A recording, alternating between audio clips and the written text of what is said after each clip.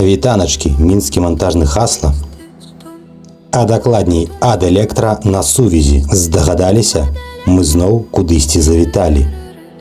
У шоурум «Рысачка офіс» прадстаўнікоў бренду «Арлайт», дзе пабадзяліся, паразглядалі розныя варыяцыі LED-стужак, якім багаты асартымент кампаніі, папілі кавы і сваім экспертным вокам ацанілі гафрамантаж на столі. Нармалёк, што тут скажаш. А пасля дарваліся да стэндаў, дзе можна штосьці паклацаць, пакруціць, паглядзець, як дыміруецца ці не дыміруецца святло, як выконваюцца сцэнарыі, а таксама як працуюць датчыкі з усім гэтым багаццем. Хібаў выяўлена не было. І яшчэ завіталі ў вельмі цікавы пакой, з дапамогай якога можна наяўна зразумець, якое святло патрэбна дзеля вашай кватэры, вытворчасці, а можа і канцэртнай залі. Але насамрэч мы тут не дзеля гэтага, а дзеля таго, каб разабрацца, што такое DALI. Гэта такі лічбавы адрасны інтэрфейс для кіравання асвятленнем, з якім мы амаль ніколі не сутыкаліся. Таму нам было вельмі цікава паслухаць і зрабіць, так бы мовіць, першыя крокі ў асведамленні гэтага прадукту. Бо з сістэмамі «Разумны дом» мы сутыкнуліся ўпершыню, а замоў з такімі патрэбамі ўжо нахапалі ў працу. Таму прыйшлі разбірацца. Пасля невялічкага тэсту, які даў зразумець выкладчыку, ці ведаем мы, што такое DALI, нам прапанавалі зрабіць макет свайго першага праекту, у які мы паспрабуем сабраць і запраграмаваць наш выраб.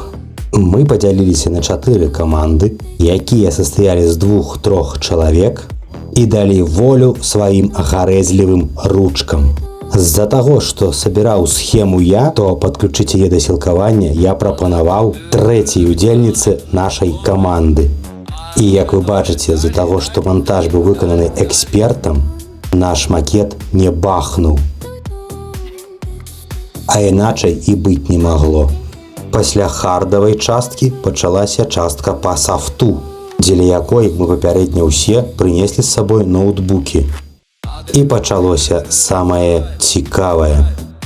Александр Дронаў расказаў нам пра групы, сцэнарыя, ну і астатнія прыкалюхі DALI.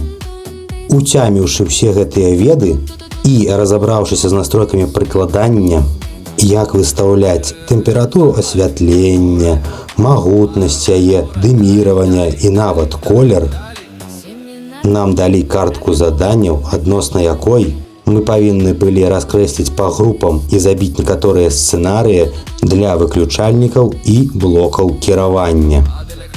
Як аказалася, зрабіць гэта было даволі нескладана. Я б нават сказаў, больш цікава, чым складана. Бо мы ж інжынеры. Але як і ўсе інжынеры са сваім складам розуму, мы знайшлі невялічкія хібы ў нашым праекце. Не ў той працы, што мы зрабілі, а ў прынцыпах работы саміх блокаў. Бо нам звыш задання вельмі захацелася, каб святло уключалася праз дыміраванне і таксама праз дыміраванне выключалася.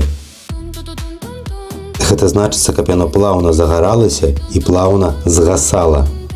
Але чамусьці праз умоўны майстар-выключальнік і праз вось гэты RGB-пульцік яно працавала даволі так няблага. З невялічкай затрымкай, але ўсё ж такі працавала. А вось са звычайным выключальнікам, якім можна было збіваць сцэнарыі, дыміраванне на адключэнне працаваць адмаўлялася. Але наш імправізаваны кансіліум вырашыў, што вінават у гэтым блок кіравання, а не нашыя ручкі. Ну а потым быў самы мой нелюбімы конкурс.